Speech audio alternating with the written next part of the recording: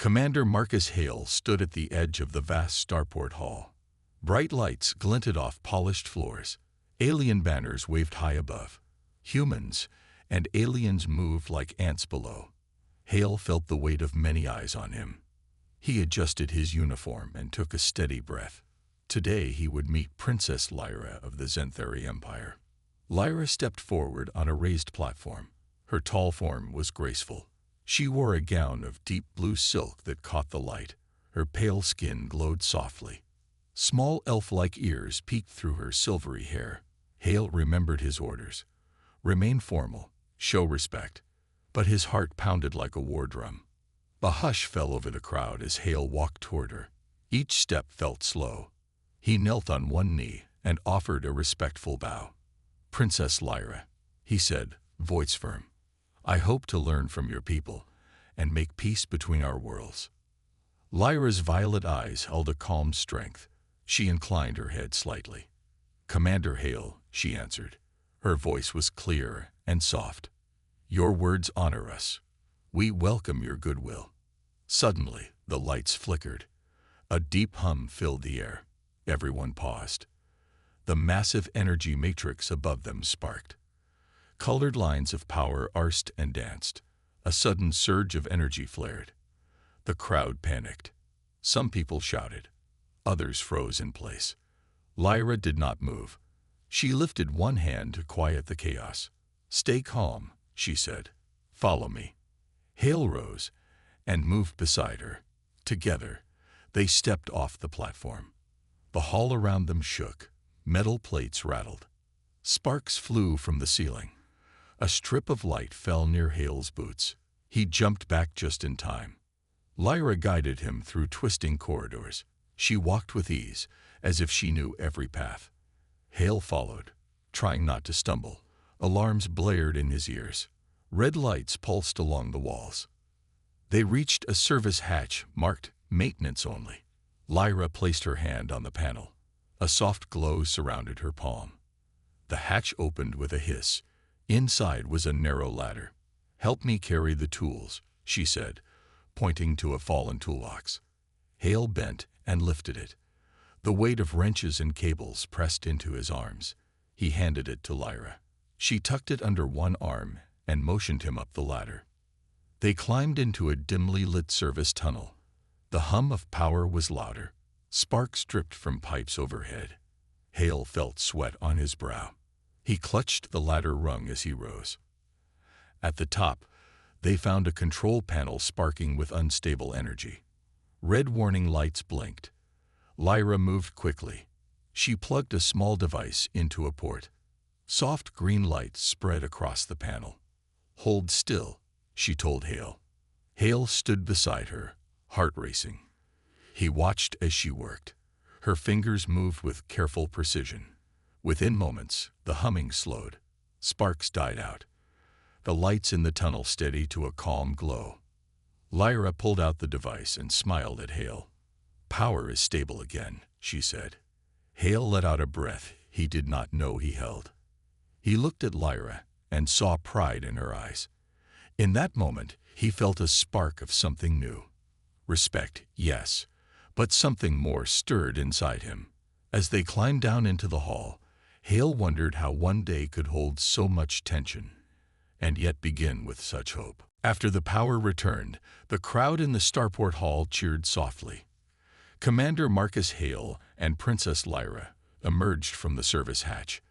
Their faces were lit by relief and curiosity.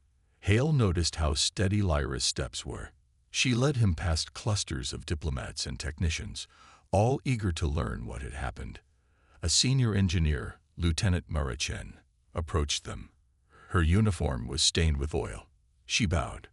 "Commander, Princess, the main power core is unstable. We need your help to repair it.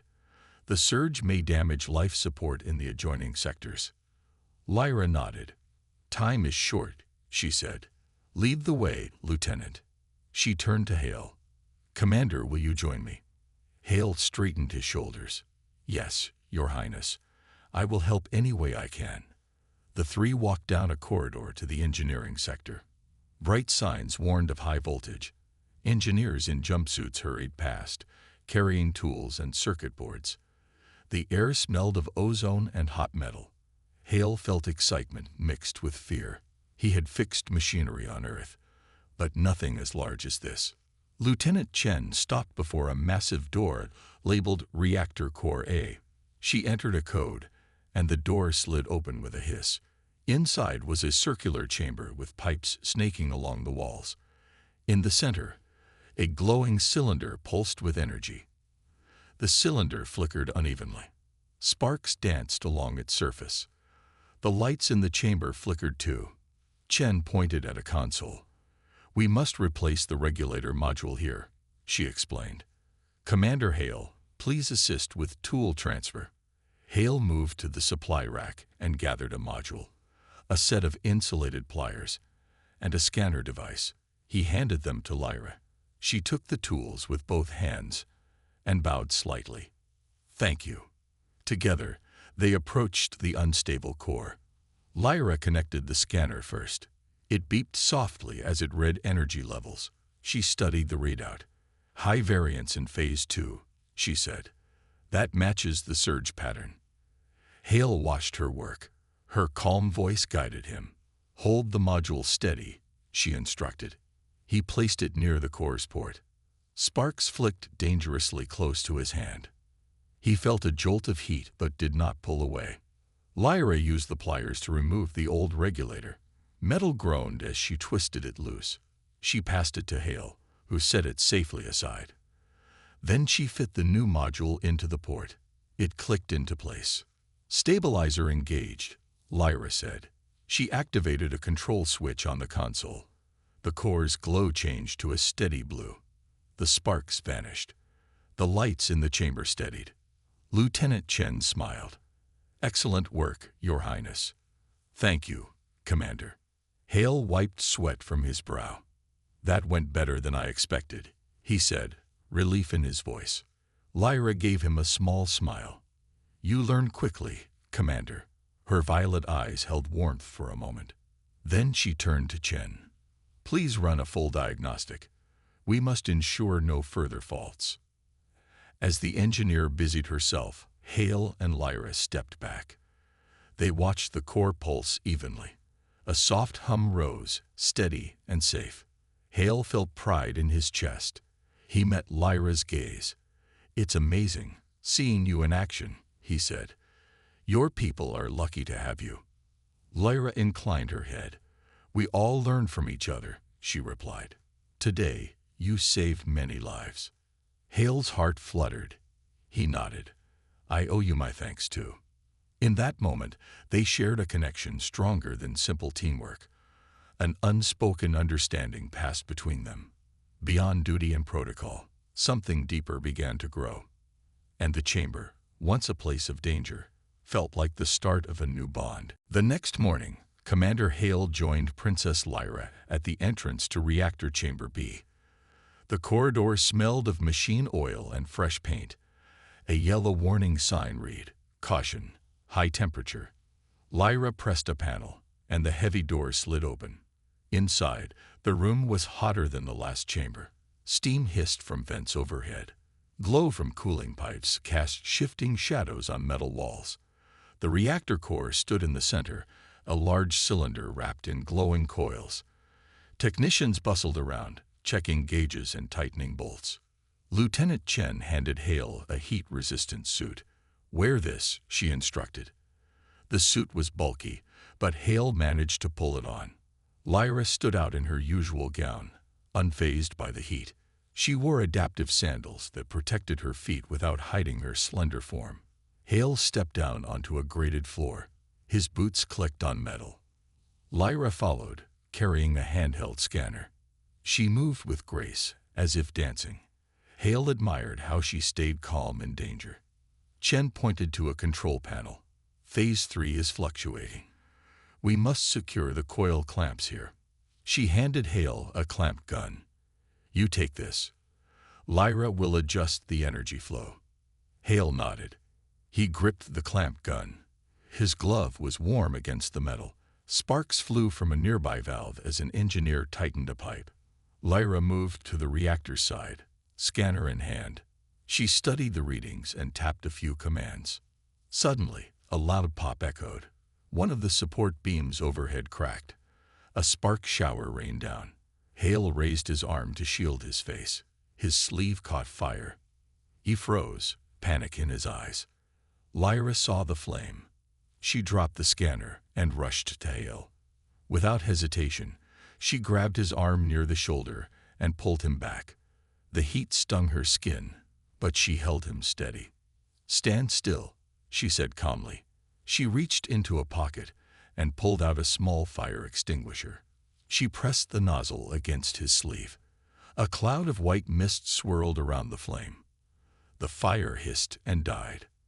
Hale gasped for air, his heart pounding. "Thank you," he said, voice shaky. Sweat dripped down his face. Lyra wiped his sleeve with a cloth. Her touch was gentle. "Are you all right?" she asked. Her violet eyes showed real concern. Hale nodded, still surprised by how close they were. "Yes," he managed. "I thought I might burn." Lyra gave a small smile. "You must be careful," she said softly. "Danger hides in every spark here." Hale looked at her and felt warmth beyond the heat of the room. "You saved me," he said, voice low. I owe you." Lyra's gaze held his for a moment longer than needed. Then she looked back at the reactor. "Let us finish the job," she said, regaining her composure. She stepped toward the control panel. Hale tightened his grip on the clamp gun. He felt steady again. Beside him, Lyra adjusted the energy flow. The reactor coils glowed brighter, but without flickering. Hale moved in close and fired the clamp gun, securing the last loose clamp. The room's tension eased. Technicians cheered softly as readings returned to normal. Chen approached with a towel. "Excellent work, both of you," she said. Lyra accepted the towel and handed it to Hale. He dried his face. He caught Lyra's eye and gave a small nod. In that dangerous moment, they learned to trust each other completely. As they walked out of the chamber, Hale felt a shift in his heart. The reactor was safe, but something new had sparked between him and the princess, something he could not yet name. That evening, the starport hall stood quiet under soft purple lights. Technicians cleaned up loose cables and tools. Commander Marcus Hale walked beside Princess Lyra toward a side balcony overlooking the docking bays. The air was cool, carrying distant engine hums. Lyra paused by the railing.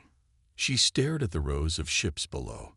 Hale watched her silhouette against the stars. His heart thumped in his chest. He had never felt this close to royalty, or anyone outside his own world. "Thank you for your help today," Lyra said without turning. Her voice was gentle but firm. "You showed courage in the reactor chamber."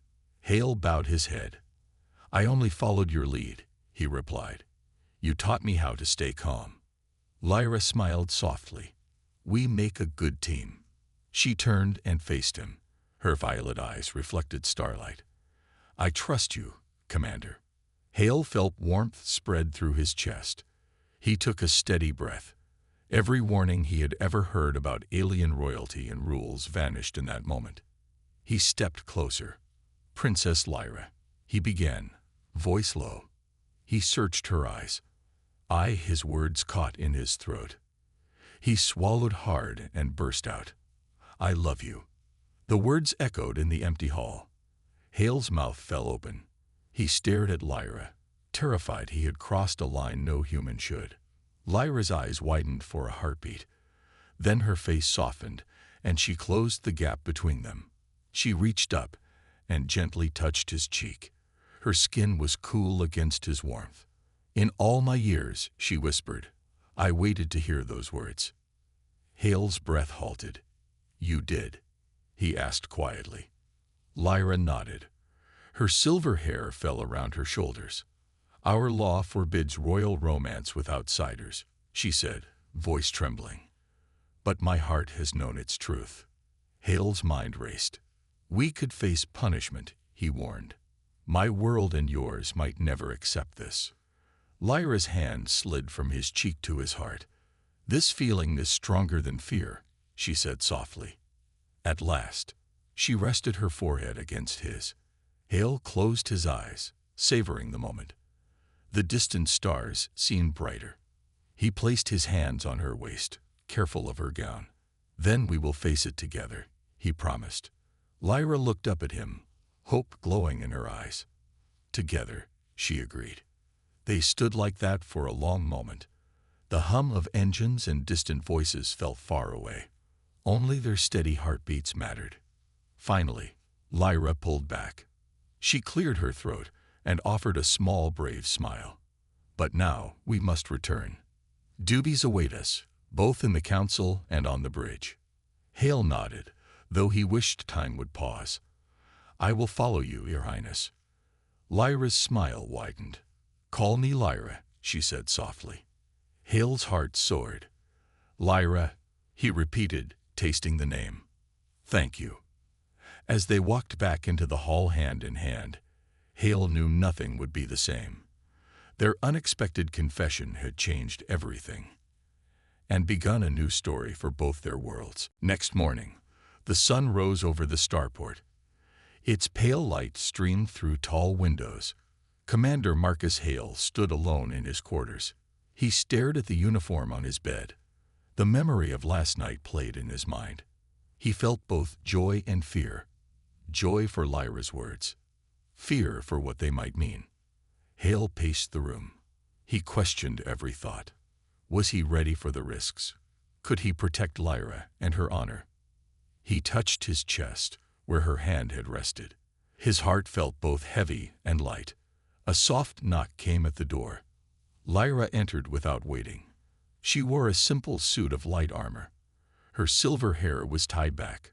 Her eyes held concern. "Marcus," she said, using his first name. "Are you well?" Hale nodded, though his voice trembled. "I am," he said, "but I worry about us." Lyra closed the door and sat on a chair. She patted the seat beside her. "Sit," she invited. Hale joined her. She reached out and took his hand. Her touch was calm, grounding him. "Fear is natural," she said softly. "We have feelings no one expected, feelings that could break rules." Hale squeezed her hand. "I want to do the right thing," he said, "but I also want to be honest with you." Lyra nodded. "I know," she replied. "Tell me what you feel." Hale looked into her violet eyes. "I feel hope," he said. "Hope that our worlds can accept this. Hope that we can change old laws." He paused. "But I feel doubt too." Lyra leaned forward. "Doubt is part of love," she said. "We cannot control every path. We only choose how we face it." Hale breathed in. He felt strength in her words. "What if we fail?" he asked quietly. Lyra smiled gently. "Then we will stand together," she said. "I will speak to the council. I will tell them why love matters." She lifted his hand to her lips and pressed a light kiss. "And you will speak for our cause on earth." Hale rested his free hand on hers. "I will," he promised. "I will speak with my leaders. I will share our story." Lyra's smile brightened. "We have a chance," she said. "A chance to unite our people." She paused and looked away. "But we must be cautious. Not everyone will welcome us." Hale nodded. "We will be careful," he agreed. "And honest." They sat in comfortable silence. The morning light warmed the room. Hale felt a calm resolve. He knew the journey ahead would be hard, but with Lyra by his side, he believed they could face anything. After a moment, Lyra stood. "I must prepare for the council meeting," she said. She touched his cheek. "Thank you for sharing your heart." Hale stood too. "Thank you for guiding mine," he replied. Lyra left the quarters, closing the door softly.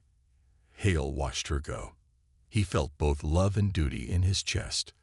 The simple words they shared had opened a new world, one filled with uncharted emotions, dangerous hopes, and the promise of change. and he was ready to follow where the heart led. The council chamber lay deep within the palace. Tall crystal pillars glowed softly along the walls. Princess Lyra and Commander Hale entered side by side. Council members sat in a circle on raised platforms. Their robes were ornate. Their eyes watched every move. Lyra stepped forward. She cleared her throat softly. "Esteemed council," she began, "I request a review of the ancient laws that forbid royal unions with outsiders. My heart has chosen Commander Hale." A murmur ran through the chamber. Some elders frowned. Others whispered to each other. Hale stood behind Lyra, his hands clasped. He felt the weight of many centuries of tradition pressing down on them. One elder, High Chancellor Voreth, leaned forward. His face was lined with age. "Princess," he said in a low voice, "these laws guard our people's purity. To break them is to risk our legacy." Lyra lifted her chin. "Our legacy is strength," she replied. "True strength comes from unity and trust. My people need new alliances, not fear of change." Another elder, Lady Ceres, shook her head. "Love is private. The crown must stand above personal desire." Hale took a small step forward. Lyra nodded for him to speak. He cleared his throat. "Honored council," he said, voice firm. "On Earth, we believe love builds bridges. My world has flourished because we embraced new ideas together." Lyra watched him closely. Hale felt her support. He continued, "I have served many leaders. None showed the courage Lyra has shown today. She saved countless lives with her skills and heart. Our bond can bring hope, not harm."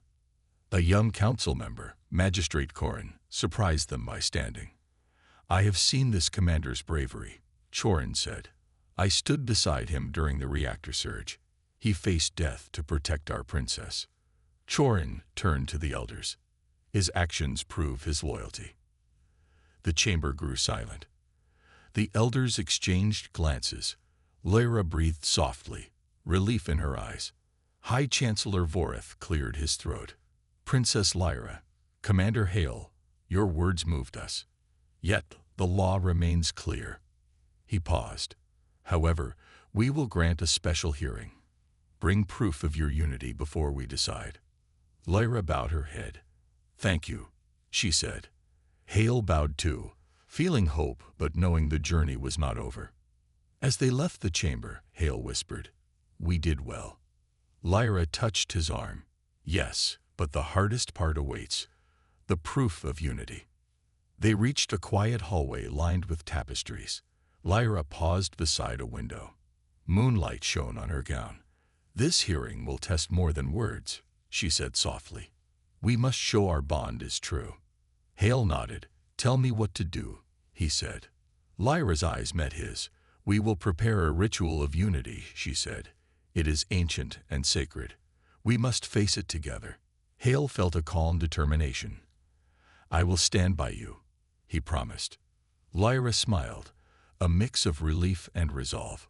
"Then we will face the council again, together." As they walked on, Hale felt the weight of tradition behind them. Forbidden feelings had brought them here, but love gave them courage to stand against centuries of rule. And standing with Lyra, he felt ready for any trial. 2 days later, Hale and Lyra journeyed to the moon of crystals. The moon's surface was pale and smooth like glass. Under a violet sky, a silver shuttle landed. Engineers in sleek suits guided them inside. The shuttle's cabin was small. Hale and Lyra sat side by side. Hale felt the hum of engines beneath them. Lyra looked calm, but he sensed her tension. "Are you ready?" he asked softly. Lyra nodded. "This journey will lead us to the High Council's greatest test," she replied. "We must be strong." The shuttle doors hissed open above a field of towering crystal spires. Their edges caught moonlight, sending rainbows across the ground. A narrow path wound through the spires, leading to a temple carved into the rock. Guards in ceremonial armor stood at the temple entrance. Their helmets reflected light like polished mirrors. Lyra stepped forward and gave a low bow. "Princess Lyra of Zenthari," she announced, And Commander Marcus Hale of Earth. We request passage. The guards nodded and moved aside. Inside, the temple felt alive. Crystal walls pulsed with a soft glow. At its center stood a circular dais surrounded by glowing glyphs. Lyra led Hale toward the dais. An elder in white robes appeared. His voice echoed in the chamber. You seek the ritual of oneness, he asked. This ritual binds two souls. It proves their unity or their worthiness fails. Lyra and Hale exchanged determined looks. We accept, Lyra said. The elder raised his staff. Then step onto the dais and hold the unity talisman. He handed them a small crystal orb. It shimmered with inner light. Lyra took one side of the orb. Hale took the other. Their fingers touched. A gentle warmth spread through their hands and up their arms. The glyphs beneath them glowed brighter. The elder chanted in an ancient tongue. The crystal orb floated between Hale and Lyra. Light lines connected the orb to their hearts. Hale felt his heartbeat echo in the orb. He saw Lyra's pulse through the glow. Suddenly, a fierce wind roared through the chamber. Crystals rattled. A deep hum joined the elder's chant. Lyra and Hale steadied each other. Fear rose in Hale's chest, but Lyra's hand was firm. Focus on us, Lyra whispered. Our bond. Hale closed his eyes. He thought of Lyra's rescue in the reactor. He remembered her words. At last, he felt his love and respect for her. He pictured their hope for unity. The orb glowed intensely. A wave of light swept across the glyphs.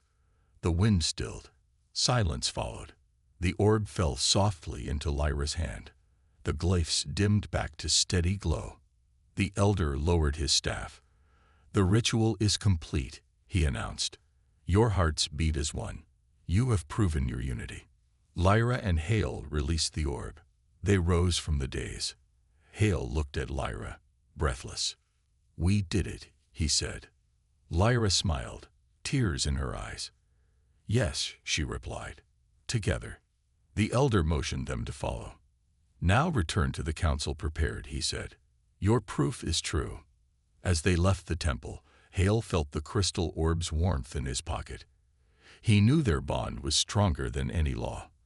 And he walked with Lyra, ready to face the council and reshape their worlds. The Grand Council chamber was filled with light from floating crystal lanterns.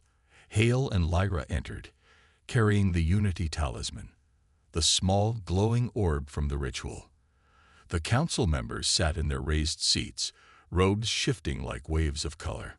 High Chancellor Vorith rose.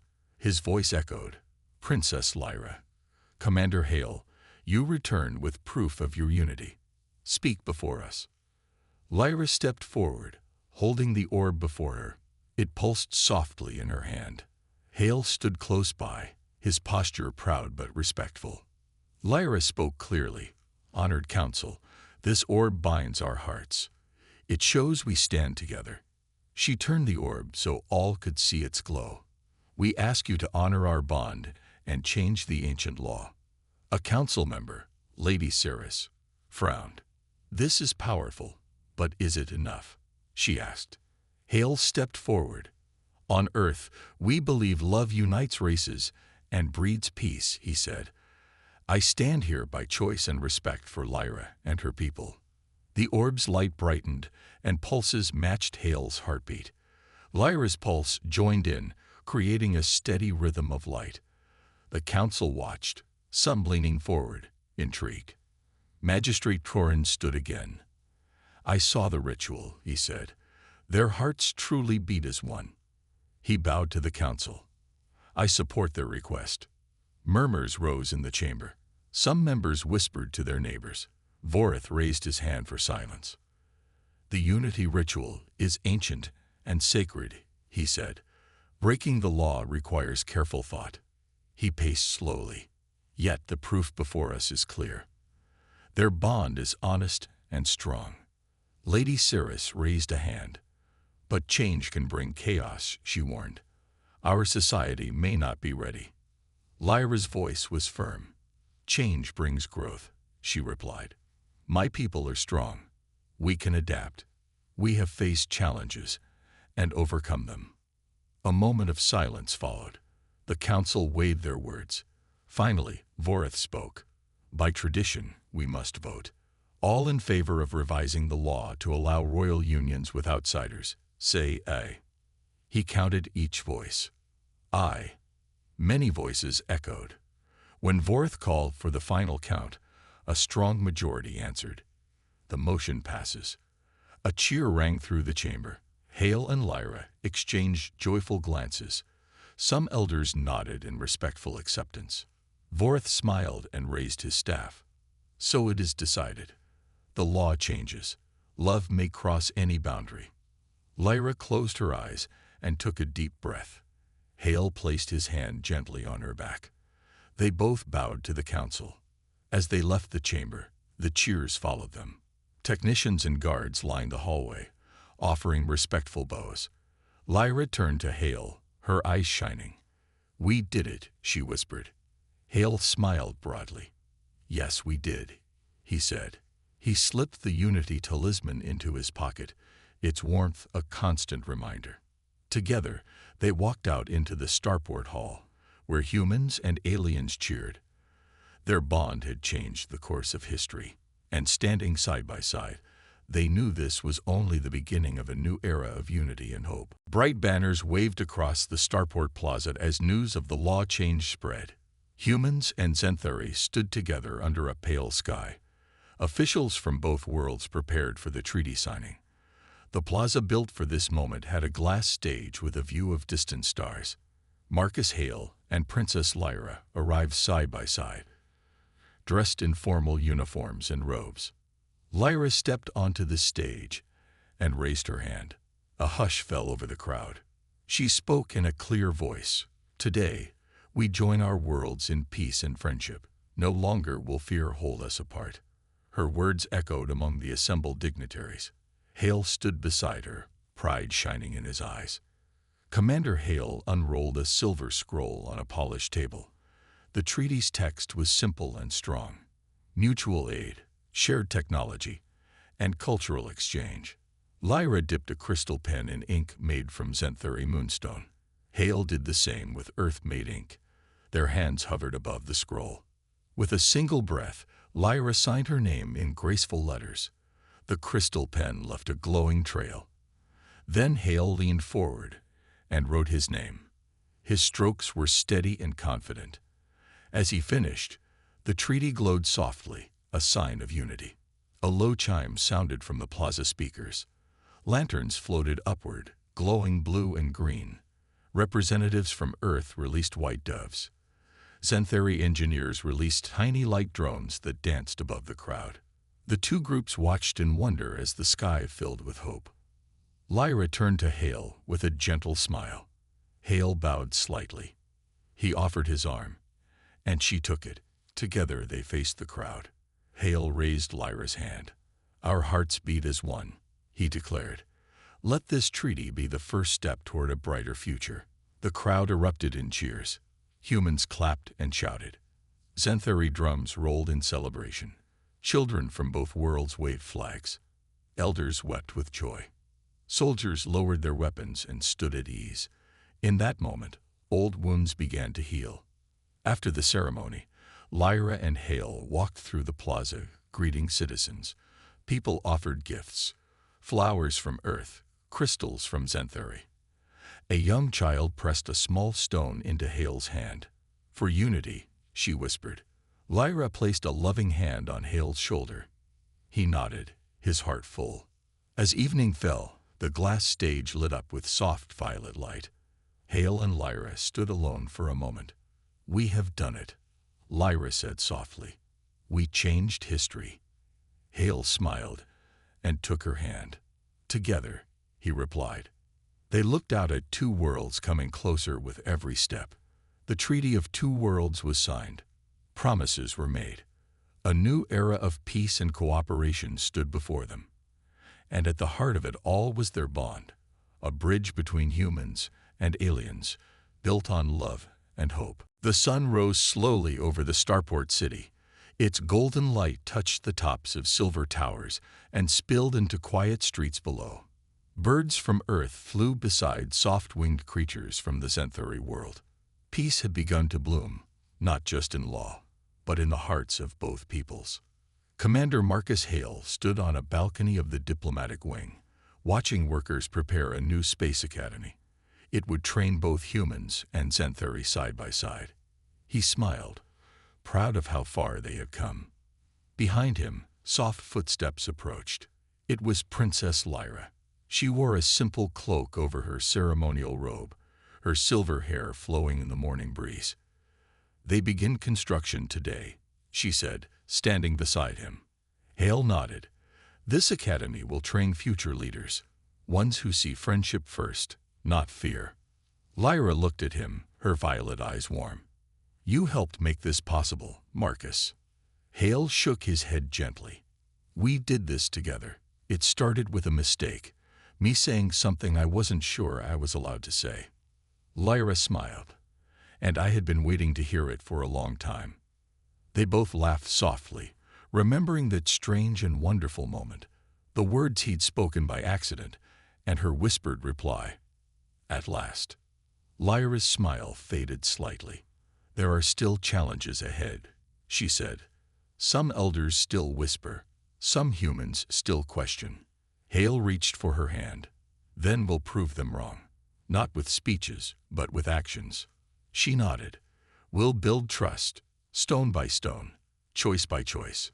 Just then, a Xanthari child and a human child ran across the garden below, laughing and tossing a soft, glowing ball back and forth.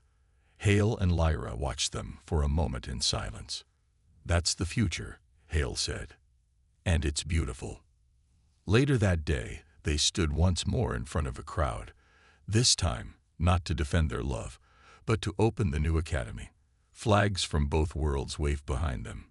Reporters captured every word, every smile. Lyra gave her speech first. "May this academy raise leaders who protect peace, not power. May they learn not only how to explore the stars, but how to listen, forgive, and understand." Then Hale stepped forward. He looked out at the hundreds of young faces before him. "No matter your home planet, your background, or your species, remember this: true strength is found in unity." The crowd clapped loudly. Young students cheered. In that moment, Earth and Xanthari felt like one world. As the day ended, Hale and Lyra sat under a tree, away from the cameras. She rested her head on his shoulder. "So much has changed," she whispered. "And so much more is coming," he replied. Lyra looked up at him. "Whatever happens, don't stop saying it." "Saying what?" he asked with a smile. She held his hand tighter. "I love you." Hale smiled and leaned closer. "Then I'll say it every day." And under the stars of two worlds, their love became the light that would guide generations to come. A new beginning had truly begun.